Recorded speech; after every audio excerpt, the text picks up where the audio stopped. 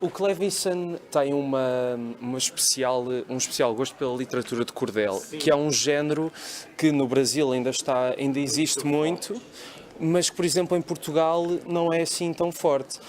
Porquê é que acha que no Brasil ainda se mantém um interesse pela literatura de cordel? A literatura de cordel no Brasil é uma das maiores contribuições para as letras universais, porque hoje a quantidade de poetas em atividade, qualidade e quantidade é imensa. Para você ter uma ideia, somente no estado do Ceará deve ter em torno dos 500 poetas populares, o que é muita coisa. Nós produzimos aí uma média de milhares e milhares e milhares de exemplares. Não resta a menor dúvida que nós herdamos um pouquinho disso de Portugal, da Espanha, mas no Brasil foi recriado, foi se adaptando, foi se amestiçando, incorporando elementos da cultura indígena, da cultura negra, e a literatura de cordel hoje é uma das expressões mais fortes da cultura brasileira. É patrimônio da cultura brasileira reconhecida pelo Instituto que preserva essa cultura, no caso o IFAM, e tem uma importância grandiosa para a cultura do Brasil, porque não só pela beleza poética dos versos enquanto gênero literário, não é? Mas porque tem influenciado muitas outras artes. Hoje são inúmeros os exemplos aí do cinema inspirado na literatura de cordel, programas de televisão, histórias em quadrinhos ou banda desenhada, como se chama aqui em Portugal, teatro. Teatro também bebe muito na fonte da literatura de cordel, as artes plásticas. Enfim, é um gênero literário que tem conseguido dialogar com todos os públicos e com todas as demais manifestações artísticas, e por isso é tão forte. E qual é que foi a primeira relação que o Clevinson teve com a literatura de cordel? O meu pai é agricultor. Já desde criança, meu pai chegava do trabalho no roçado, ia ler literatura de cordel para a gente. Ele foi alfabetizado pela mãe dele através da literatura de cordel e cultiva esse amor pela poesia, pelas letras, e mesmo sendo um homem muito simples, ele formou uma família de leitores. E minha ligação com a poesia é muito forte, porque está na alma da gente. O meu bisavô já era poeta popular, a minha avó gostava muito de literatura de cordel, eu tenho irmãos poetas, então é algo, uma tradição familiar, inclusive. Muito bem. O Clevinson, para além da literatura de cordel, da banda desenhada, também faz alguns projetos que são educativos, poderíamos dizer. O humor é a melhor forma de ajudar os mais novos e os mais velhos a aprenderem sobre determinados temas? O humor tem um atrativo a mais, ele encanta, ele seduz, ele faz com que as pessoas parem por alguns instantes e se detenham sobre uma obra. Eu acho que o humor ele é muito positivo, porque ele tem uma visão, muito embora crítica, otimista do mundo, e faz com que as pessoas parem para refletir sobre a situação das coisas, e não resta a menor dúvida que o humor contribui para um mundo mais palatável. O mundo que a gente vive é um mundo injusto, extremamente injusto, mas através do humor a gente passa a ver o mundo por outra ótica. A ótica de que a gente pode ser partícipe da construção de um mundo melhor e mais humano, mais justo e mais includente. E o Clevinson já passaram 30 anos desde que começou a exercer, digamos assim, as suas atividades no jornal A Voz do Povo. 30 anos depois, como é que olha para o seu percurso? A arte, ela sempre fez parte da minha vida. Eu digo o seguinte, que eu sou artista desde que me entendo por gente. Quando eu me refiro a 30 anos, na verdade estou estou usando como marco divisório aí o primeiro trabalho publicado no jornal A Voz do Povo. Eu vejo um artista que buscou, numa eterna busca, que não jamais pode dizer que está satisfeito, não é? Eu sou um artista frustrado, porque eu não consigo realizar todos os projetos que quero e as ideias que tenho. Eu sei que uma vida, 2, 3, talvez não fossem suficientes, Por essa razão, eu tenho aí quase 40 livros publicados e folhetos de literatura e de cordel, mais de 200. Exposições, eu já perdi a conta das exposições que participei, das oficinas que ministrei, das palestras que também participei. Então, eu acho o seguinte, que a arte é uma necessidade para mim, assim como comer, respirar, descansar, trabalhar, a arte ela se faz necessária na minha vida. Então são 30 anos de muita produção, também tenho muito material inédito. Talvez se eu parasse hoje, por algum motivo, ainda teria material aí para publicar durante um bom tempo.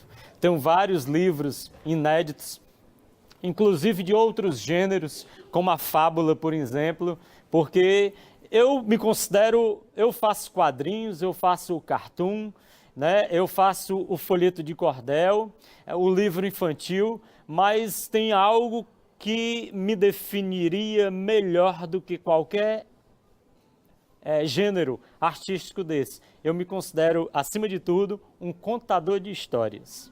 Eu acho que tudo é contação de histórias. Tudo é contação de histórias. Quando você faz um filme, você está querendo contar a história. Quando você compõe uma música, é para contar uma história. Você entra no autobus, no ônibus, no transporte público, no metrô, você está ouvindo histórias, as pessoas estão se relacionando, elas estão contando fatos ocorridos cotidianamente. Então é uma necessidade humana, essa coisa de ouvir e contar histórias. Por isso eu acho que uma arte como a banda desenhada é tão forte e pode contribuir muito para melhorar o mundo e para melhorar a vida das pessoas. Obrigado, Clévio. Obrigado a você. Marcelo, começamos pelo mais simples. Como é que surgiu a ideia para o Luzes de Niterói? Luzes de Niterói é uma história que está baseada em fatos reais que aconteceram na vida do meu pai quando ele era jogador de futebol, nos anos 1950, no Brasil, jogando em equipes da nossa cidade natal, casualmente conhecida como Niterói. E é uma história que durante muito tempo ficou dando voltas na minha cabeça. É uma história que tenta recriar um universo, digamos assim, trazer de volta um universo de um país que naquele momento parecia querer encontrar seu lugar no mundo a partir de um impulso econômico derivado do pós-guerra. Enfim, é uma história que trata das relações que as pessoas tinham com o entorno em que elas viviam, a maneira como se apropriavam desse entorno, a circulação que essas pessoas eram capazes de exercer do entorno que as cercava. É uma história que fala de pessoas-chave também na época, como é o caso da vedete Luz del Fuego, que foi a precursora do naturismo no Brasil. Enfim, é uma história que trata de tudo isso. O que é que acha que a experiência do seu pai como jogador de futebol nessa época tem a dizer não só ao Brasil de hoje, como também a todos os jogadores de futebol de hoje? Eu acho que, sem dúvida, existia uma relação completamente diferente entre a maneira como se enxergava o futebol naquela época e aquilo no que o esporte se transformou nos dias de hoje. A maneira como os jogadores se entregavam às suas equipes, a maneira como como muitos deles fizeram toda a sua carreira em uma só equipe, sem praticamente mudanças de clubes e tudo. Tudo isso sempre me chamou muita atenção. Quer dizer, eu fui acompanhando essa diferença ao longo do tempo. Isso começou a me chamar muito a atenção a partir dos anos 80, quando esse trânsito de jogadores começou a ser muito mais perceptível, né? Eu sou muito fascinado pelo futebol de antigamente, pelo futebol antigo, pela forma como ele era cadenciado, pela forma como os jogadores se comportavam em campo, pela plasticidade das jogadas que existia na época, que sofreram o que se sofre quando existe um avanço tão acentuado de uma tecnologia física que transforma jogadores em superatletas. Isso faz com que o jogo adquira um outro tipo de rendimento, digamos assim. Ahm, eu gosto muito de comparar as duas coisas, as duas épocas, as duas formas de enxergar esse esporte. Pensando em todo o período conturbado que o Brasil está a viver agora, como é que o Marcelo, como artista e como cidadão, olha para todas as convulsões sociais que o seu país está a passar?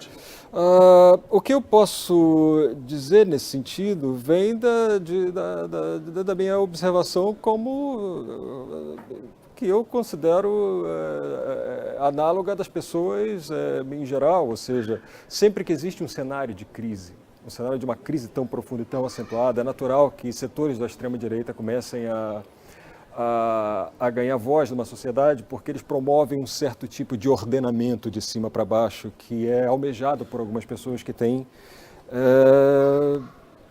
que se sentem atomizadas na sociedade de uma maneira que elas não podem controlar ou não sentem que não podem assumir um controle completo sobre suas vidas ou o que quer que seja. Isso é um campo que propicia que a extrema-direita adquira força.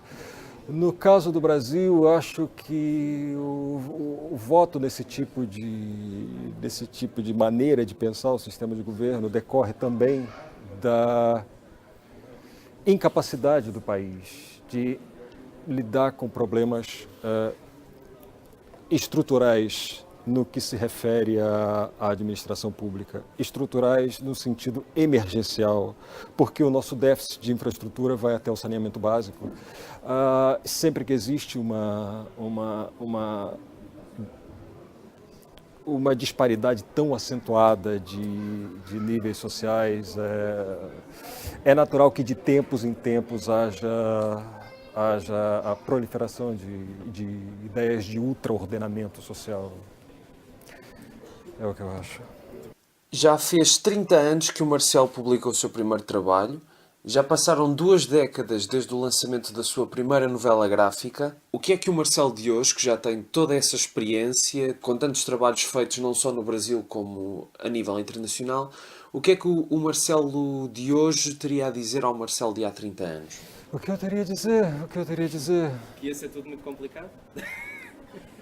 Não, eu nunca pensei que alguma coisa não fosse complicada. Eu considero que apertar o botão do elevador é um ato extremamente complicado. Eu não sei o que eu teria a dizer, porque nada do que eu fiz ao longo da minha carreira foi exatamente racionalizado. Eu sempre fui muito instintivo. Eu não teria nada a dizer, porque isso significaria racionalizar o trabalho de alguma maneira, e eu não tenho tendência a racionalizar o trabalho. Eu deixaria esse Marcelo seguir seus instintos. Ok, muito bem. Porque os erros também são importantes, não é? Os erros são fundamentais, por isso eu nunca parei de errar nesses 30 anos. Então, reviremos a pergunta. A banda desenhada brasileira ou os quadrinhos brasileiros estão numa melhor fase agora ou estavam há 30 anos? Sem dúvida nenhuma, agora é um período muito mais interessante, porque há 30 anos atrás, quando eu comecei a publicar, vínhamos começando a sofrer o refluxo de um boom ocorrido no mercado nos anos 80, que se colapsou nos anos 90. Eu comecei a publicar quadrinhos exatamente num cenário muito colapsado. Hoje em dia existem outros mecanismos de financiamento, outras formas de se exibir um novo trabalho que não existiam na minha época. A própria proliferação das mídias digitais facilitou muito a apresentação de novos artistas e tudo, o que eu acho fabuloso, acho realmente fabuloso. Atualmente existe uma nuvem maligna sobre a cultura brasileira em geral e sobre os quadrinhos em particular. É difícil dizer o que vai derivar da nova conjuntura governamental, mas até o momento eu acredito que inevitavelmente passemos por uma crise dentro de algum pouco tempo, mas acho que teremos mais capacidade de superar essa crise do que tivemos há 30 anos atrás. Creio, é o que eu posso avaliar no momento. É sempre difícil falar por conjecturas, é sempre difícil imaginar o que pode acontecer, mas... Sim, mas lá está. Este álbum no Brasil foi feito graças também a uma plataforma de crowdfunding, que há 30 anos era uma coisa que não existia. Exato. Se não fosse esse mecanismo, Qual seria a outra alternativa para este livro poder existir? Haveria outra hipótese ou não? É difícil dizer, porque isso decorre da crise que vem se alastrando no Brasil em relação ao mercado editorial como um todo. Muitas editoras médias e pequenas sofreram muito com a quebra das grandes livrarias, que não repassam suas verbas às pequenas editoras ou às editoras em geral. Então, é uma maneira com que os editores estão, é uma maneira da qual os editores estão se utilizando para lidar com esse momento de crise. Há 30 anos atrás isso não seria possível, é verdade. E além disso, há 30 anos não seria possível a projeção internacional que o Marcelo agora tem. Qual é que é o povo que mais acarinha o seu trabalho? Ou que mais amor tem pelo seu trabalho? Que consiga perceber isso pelo contacto com os fãs, pelas sessões de autógrafos, e não vale dizer que é Portugal. Não, é difícil dizer, porque o contato com os fãs é sempre maravilhoso, sempre maravilhoso. Eu acho que as pessoas adquirem um carinho muito grande pelo meu trabalho, em qualquer lugar. Na França, ele é mais, digamos, disseminado, é um trabalho mais capilarizado, porque o mercado francês é muito maior. Mas, no que se refere ao apego ao trabalho, eu não noto uma diferença muito expressiva entre os leitores, realmente não noto. Muito bem. Era isto, Marcelo. Obrigado. Luís, esta peça estreou no Brasil em 2017 e agora veis a Portugal apresentá-la. Tendo em conta a história da personagem, era acima de tudo necessário que a peça passasse por cá? Sim, tanto que eu tenho falado durante esse período, eu estou aqui já há 2 semanas, vim para isso, tenho falado que é uma nova estreia, a gente não está fazendo uma reestreia aqui em Portugal. No Brasil, esse espetáculo já passou por vários teatros, eu acho que quase 10 teatros, um espetáculo que tem um apelo popular muito grande no Brasil também, foi visto por muita gente, teatros cheios sempre, mas eu sabia que aqui ia ser diferente, porque no Brasil as pessoas não conhecem a história da Gisberta. A maioria das pessoas, sei lá, 98% das pessoas não vai assistir o espetáculo sem saber nada. E ao contrário daqui, aqui muitas pessoas sabem quem foi Gisberta, o que aconteceu com ela e a importância dela para a militância LGBT. Então, no Porto, por exemplo, que foi onde a gente estreou, eu fiz o primeiro espetáculo para amigos da Gisberta, pessoas que conviveram com ela, que têm uma história com ela, ou pelo menos pessoas que moravam no Porto na época que aconteceu o crime. Então é super diferente. E os amigos da Gisberta deram-te um feedback positivo da peça? Sim, os amigos da Gisberta muito emocionados, muitas lembranças, muita memória, porque eu fiquei 9 meses pesquisando para montar esse espetáculo. Recebi muito material daqui, material jornalístico, documentos do processo. Depois fui até a família da Gisberta, tive muitos encontros com a família, mas tem muita história ainda, né? É uma vida inteira, uma pessoa que viveu intensamente. Então, a todo momento eu encontro alguém que contribui com um dado novo, com uma passagem nova. E isso aconteceu todos os momentos no Porto, isso aconteceu. Daqui a pouco vou ter que montar a Gisberta 2, com mais outros fatos interessantíssimos da vida dela. Mas foi emocionantíssimo fazer para a família dela. Foi super emocionante fazer para a família dela na estreia e agora para esses amigos que foram a família dela aqui. Portanto, e depois de toda a pesquisa que fizeste sobre a Gisberta para esta peça, com isto também conseguiste mais material para fazer uma sequela? Sim, ou pelo menos uma inspiração para continuar falando sobre isso. Assim, eu crio os meus projetos pessoais muito voltados para essa temática, a temática da diversidade, da tolerância, do respeito e tudo mais. Costumo dizer que a intolerância, né, o ódio, o preconceito, não tem endereço, é no mundo inteiro. No mundo inteiro, LGBTs não estão seguros. Mas países como Portugal, e principalmente depois do que aconteceu com Gisberta, que se tornou ícone aqui, e a partir disso houve uma mobilização da sociedade no sentido da conscientização, esses países têm muito a inspirar o Brasil. O Brasil hoje é o país que mais mata LGBTs no mundo. Isso é muito grave. Gisbertas morrem no Brasil todos os dias, dessa forma como aconteceu aqui com a Gisberta. Isso é absolutamente banal, não acontece mais nada. Então, acho que essa história tem muito a inspirar nós brasileiros nesse sentido também da conscientização. E aí, eu acho que eu vou fazer quantos espetáculos necessários para que haja esse fenômeno de empatia, porque eu acho que essa peça cria isso, ela com humor, com poesia, com música, com entretenimento e com felicidade, porque Gisberta era muito solar, ela causa empatia nas pessoas. E como eu falei, é muito popular, é feito para o público entender, e o público se envolve muito. Quer dizer, o Brasil já está nessa situação em que é o país ou um dos países onde mais pessoas LGBT são mortas todos os anos. Sim. Provavelmente essa situação será ainda pior agora com o Bolsonaro e talvez já tenham feito muitas vezes esta pergunta. Mas se quisesses fazer esta peça em 2019, achas que seria possível?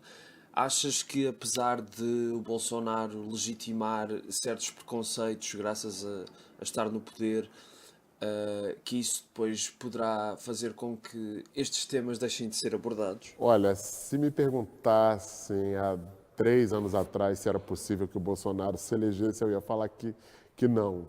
Não, impossível, não dá, não tem como. É uma pessoa que não entende nada de economia, de política internacional, e ele está aí agora. Então eu não digo que é impossível que eu seja proibido de fazer a peça daqui a curto prazo, médio prazo.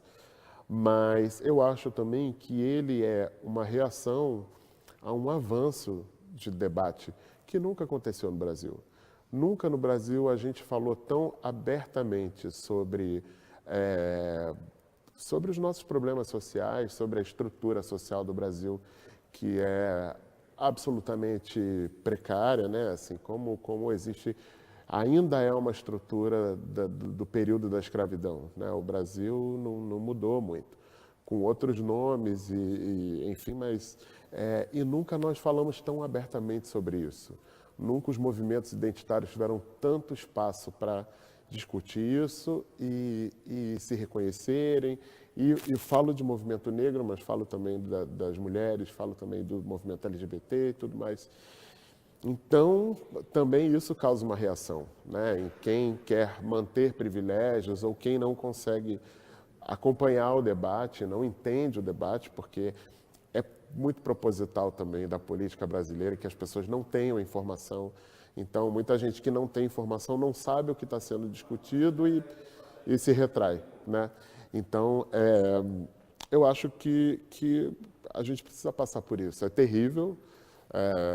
Eu me sinto vivendo no meio de um pesadelo, no olho do furacão, mas acho que a gente vai crescer muito depois disso. Estavas a falar dessa situação do Brasil e que todos nós conhecemos muito bem, infelizmente. É que depois eu estava aqui a pensar, o que eu achei engraçado é que a primeira controvérsia que houve à volta da peça não foi de uma parte conservadora, foi da parte LGBT, e que depois também foi impulsionada pela esquerda. Isso deriva do facto de, como tu disseste, a esquerda ter andado atrás do inimigo errado? Eu acho que é isso, acho que a esquerda perdeu muito tempo colocando o alvo no inimigo errado, invisível, enquanto o Bolsonaro e a extrema-direita eles andam muito afinados, né? Eles têm essa capacidade de não questionar e de tudo mais. Assim, eu tive muito, na verdade, eu tive muito apoio da maioria dos movimentos identitários LGBTs, porque todas as cidades que a gente passou com o espetáculo, a gente promovia debates e convidava esses grupos a participarem desses debates, e era sempre muitíssimo produtivo. As discussões, os atravessamentos eram sempre incríveis, mesmo com pontos de vista diferentes, mas sempre muito rico. Mas existe, sim, uma porção mais radical em qualquer movimento, e são grupos que se articulam muito nas redes sociais, num modelo de debate que eu acho que é o oposto do teatro, né? No teatro você está olhando no olho do público e você causa e procura a empatia através da emoção, através da técnica e, enfim, tem muitos profissionais envolvidos nesse monólogo, né? Monólogo, mas não sou só eu. E a lógica da rede social, ela é outra, porque na real não tem debate na rede social. São blocos de texto e muitas vezes com termos importados dos americanos, né? Dos debates americanos e tudo mais.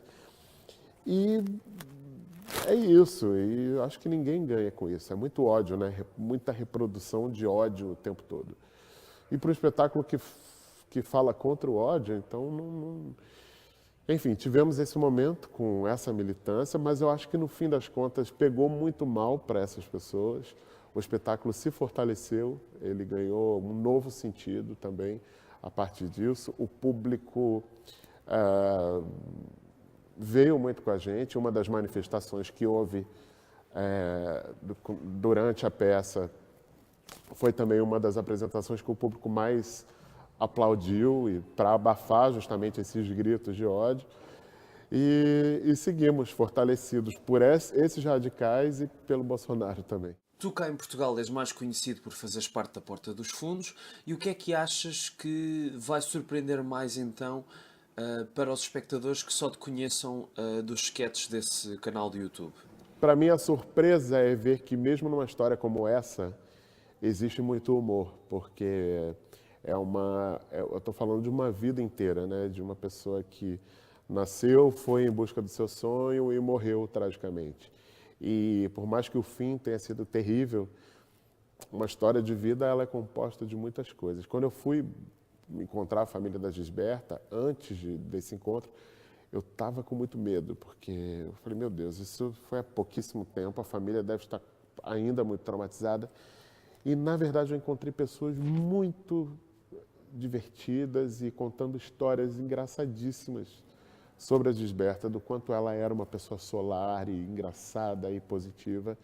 E, óbvio, que tinha muita emoção também, mas o que eu conto, na verdade, é uma história. Eu acho que, às vezes, a piada ela é uma interrupção o tempo todo você criar pequenas histórias, você interrompe a história toda hora, né? Essa história não, é uma grande história, como é uma vida, como é uma história humana. E a surpresa eu acho que muita gente vem assistir uma tragédia e ri muito, porque o humor cria empatia, né? Eu acho que a gente precisa usar o humor para gargalhada, mas também para isso. Até poesia tem humor, às vezes você escuta Fernando Pessoa, ler Fernando Pessoa, e no fim você está com um sorriso, porque tem humor ali, de certa forma.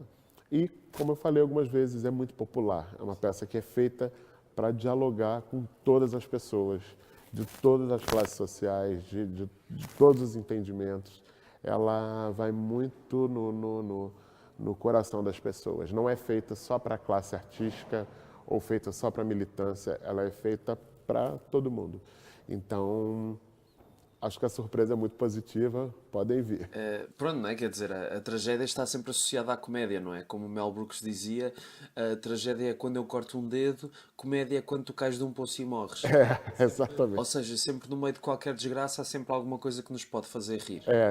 Tem um fenômeno que acontece nesse espetáculo. Quanto mais as pessoas riem no início do espetáculo, que é muito engraçado, eu conto histórias minhas e escuto o público e conto histórias da minha equipe e tudo mais elas se emocionam no final, porque é muito íntima essa relação, né? E é isso, o riso ele é empatia. Quanto mais você ri, mais você está se envolvendo com aquela história, com o ator que está ali contando, com o ambiente que a gente está criando dentro do teatro. Então, quando a gente vai para a parte dura e factual, você está tão envolvido com aquilo, você já riu com aquilo, você já se entregou, se abriu, relaxou, que você também fica rendido, né? Então, acho que é uma experiência intensa, assim, uma experiência inteira. Você parar para ouvir uma saga como essa, uma história tão bonita como a da Gisberta.